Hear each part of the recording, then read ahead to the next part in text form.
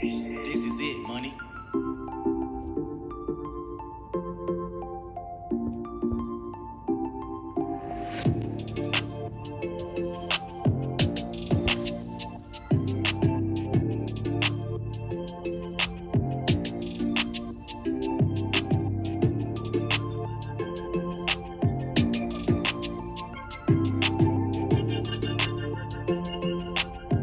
San Francisco is one of the world's most iconic cities.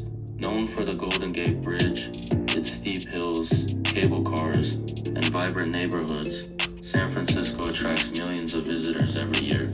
It is a place where different cultures, histories, and communities come together, creating a city that feels both global and deeply local. From the busy waterfront at Fisherman's Wharf to the narrow streets of Chinatown and the lively cafes of North Beach, every part of San Francisco has its own rhythm and identity. Visitors come for the beauty, the food, the diversity, and the sense of energy that defines the city.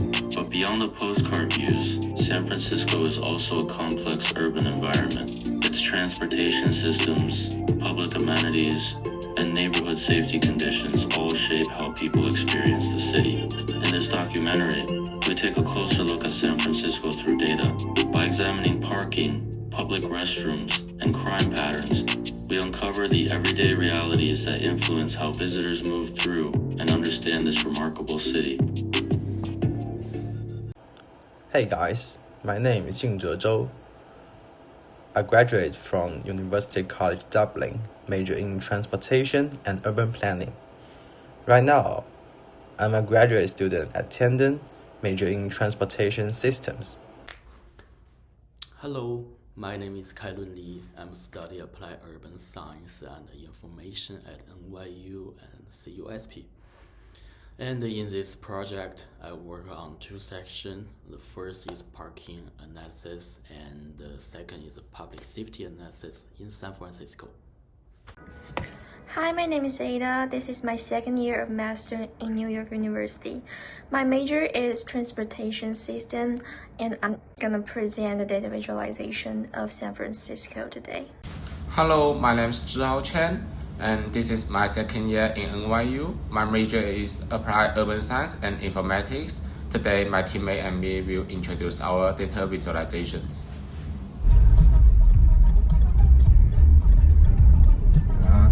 Here it is. $60 for 2 hours? Nope. Forget it. Okay, seriously, we have to find a bathroom, like now.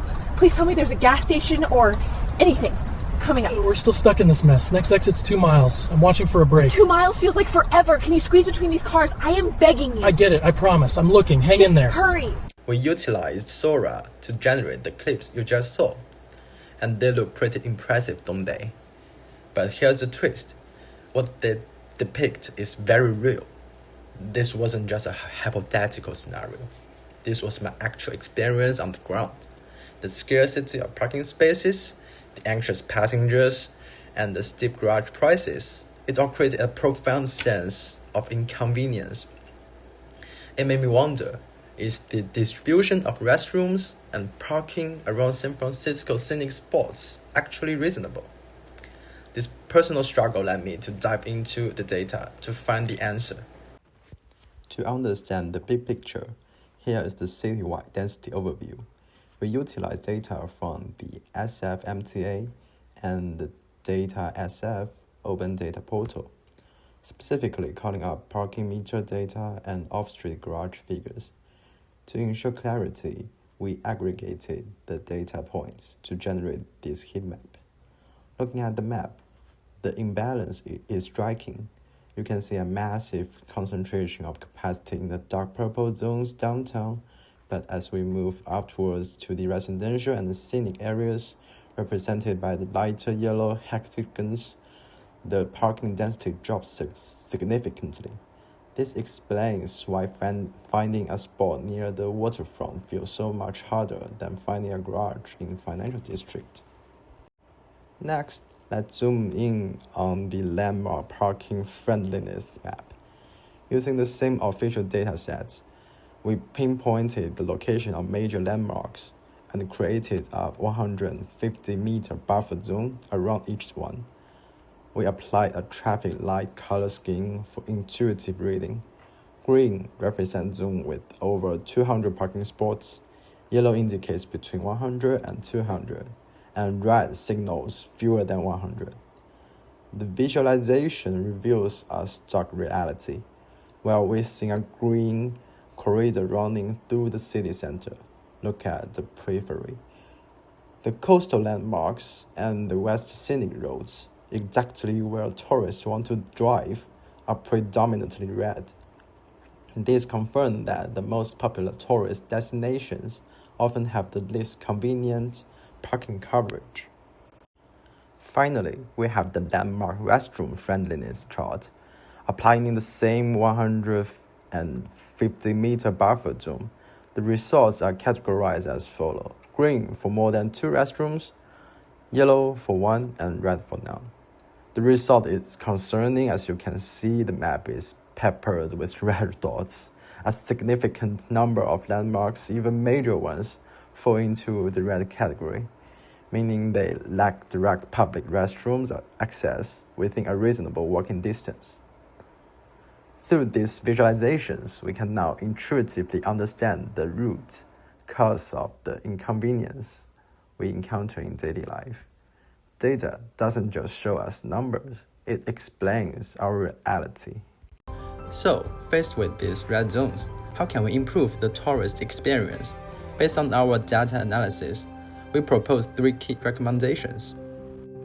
First, we need to bridge the information gap. Currently, tourists drive blindly into congested areas. The city should integrate real-time parking availability and restroom locations directly into popular navigation apps like Google Maps or dynamic roadside signage. If drivers knew a landmark was full before they arrived, they wouldn't circle endlessly. Second, let's look at public-private partnership, PPP. Our maps show that while public restrooms are scarce, commercial establishments are often nearby, especially in the scenic area. San Francisco could implement a community toilet scheme, similar to London or Berlin, where the city encouraged local business to open their restrooms to the public, instantly turning red zones into green ones without building new infrastructure. Finally, we need smart spatial redistribution. Our parking maps show that while landmarks are in the red, there are green zones with high capacity just a few blocks away. We should implement a park and walk guidance system. Instead of jamming into the landmark's immediate vicinity, signage should direct tourists to these underutilized peripheral garages, balancing the load across the city. Data shows us the problem, but it also points us towards smarter, more efficient solutions. Transportation is one of the biggest concerns for both visitors and residents in San Francisco. Today, I want to walk through what these 4 charts reveal about how parking actually works across the city. The first chart shows parking availability across different neighborhoods. Areas like the Financial District and South of Market have far more parking spaces than anywhere else. Meanwhile, neighborhoods such as Mission Bay, Chinatown, Hayes Valley, and North Beach have much smaller shares. This tells us something important. Parking resources in San Francisco are unevenly distributed. Some neighborhoods carry a disproportionate share of the city's parking capacity, while others must manage with very limited space. And when resources are uneven, the pressure on certain areas becomes much heavier. The chart on the right introduces the Parking Density Heat Index. This helps us see how crowded parking feels, not just how many spaces technically exist. Even with a decent number of spots, a neighborhood can still feel overwhelmed if demand is high. Here we see that South of Market and the Financial District experience the highest pressure. Chinatown, Mission, and North Beach also show consistently heavy demand. On-street versus off-street parking. Our third chart compares on-street parking with off-street garages. Neighborhoods like the Financial District and South of Market rely heavily on large parking structures, but places such as Chinatown and North Beach depend almost entirely on on-street parking. Because street parking is limited and slow to turnover, these neighborhoods often feel the most difficult for visitors trying to find a spot. North Beach, street level pressure. The final chart zooms in on North Beach and reveals how uneven the parking burden is within a single neighborhood. A few streets, Grant Avenue, Columbus Avenue, Bay Street, and North Point Street hold most of the available parking. So even on a neighborhood level, parking is not evenly shared. A handful of streets end up supporting nearly all the demand. When we understand how this pressure falls unevenly across communities and even individual streets, we can make more thoughtful and informed decisions at Plano.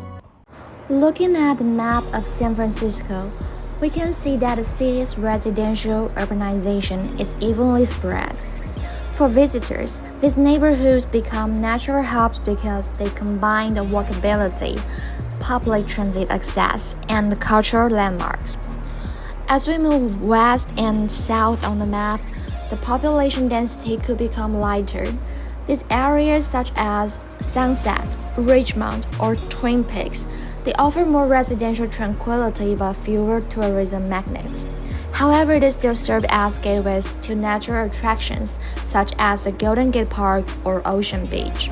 But for Chinatown and North Beach, they are both densely populated and historically rich. So foot traffic from tourists overlaps heavily with local activity. Nearby Soma and the Financial District are also key zones for hotels, convention centers, and nightlife. In summary, when we look at the city's residential density, the darker areas, particularly in the northeastern part of the city, such as Chinatown, North Beach, and downtown, that represents the highest concentration of residents, overlaps with major tourist zones such as the waterfront. These crowded regions experience heavier foot traffic, increasing exposure to risks such as theft and safety incidents. Understanding population concentration helps explain why public safety and parking issues emerge in key visitor corridors. Safety plays a defining role in how visitors experience a city. In San Francisco, the streets are filled with culture, movement, and energy, but the reality of public safety varies greatly from one neighborhood to another.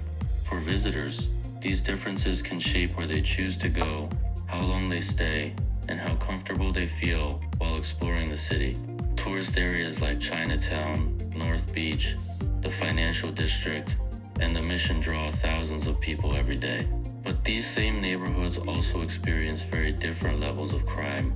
Some face persistent issues like theft from vehicles, while others show long-term improvements or more stable trends. Understanding these patterns is essential. Rather than relying on assumptions or headlines, data allows us to see how crime has changed over time, where incidents are most concentrated, and what risks visitors are most likely to encounter. We examine crime trends, neighborhood hotspots, and key safety risks to understand what public safety in San Francisco truly looks like from a visitor's perspective. Next, I will introduce public safety, which is also essential for visitors. Let's start with the overall crime trend. Crime was high in 2018 and 2019, then dropped sharply in 2020, likely due to reduced activity during the pandemic. It rose again in 2021 and 2022 before steadily declining. By 2025, crime will fall to its lowest point, around 70,000 incidents. The key takeaway is that despite fluctuations, the long-term trend in San Francisco is downward. Crime hotspots by neighborhood 202, 42025. Next, this tree map shows where crime is most concentrated. Tenderloin, Mission, and South of Market clearly stand out, with Tenderloin alone reaching nearly 19,000 incidents. The main message is that a small number of neighborhoods account for a large share of crime, which helps focus safety efforts on the highest risk areas. Key safety risks in popular visitor areas 2024 to 2025. Now let's look at the types of crimes visitors are most likely to encounter. Across major tourist neighborhoods, property crime dominates. Larceny from vehicles or theft of personal items makes up the largest share almost everywhere. The key takeaway is that theft, not violent crime, is the primary safety concern for visitors, so prevention efforts should focus on securing belongings and avoiding vulnerable locations. Crime trends in the top 3 high-incident neighborhoods 2017-2025. Finally, this chart shows long-term trends in the 3 most affected neighborhoods. Castro Upper Market declines gradually, Chinatown levels off after early drops, and the financial district shows the biggest year-to-year swings. The main takeaway is that crime trends vary across neighborhoods, so high-traffic visitor areas like the financial district need continuous monitoring and tailored safety planning. As we bring together the insights from our analysis, a clear picture of San Francisco begins to emerge. The city's more visited area is from downtown corridors and cultural districts are also the space where population density, tourism activity, and social challenges meet. Crime patterns show meaningful decline over time, yet safety risks remain elevated in key visitor neighborhoods, shaping how people navigate the city. At the same time, mobility in San Francisco is influenced not only by transit or walkability, but also by access to fundamental amenities. Our parking density and the landmark level accessibility map reveal how convenience varies sharply from one district to another. Restroom availability follows a similar pattern, highlighting gaps that can directly affect the comfort and experience of millions of visitors each year. Taken together, these findings remind us that a city is experienced not just through its attraction, but through its safety and the infrastructure that support daily movement. Understanding this pattern can help guide future improvements, creating spaces that are more accessible, more equitable, and more welcoming for everyone who moves through San Francisco.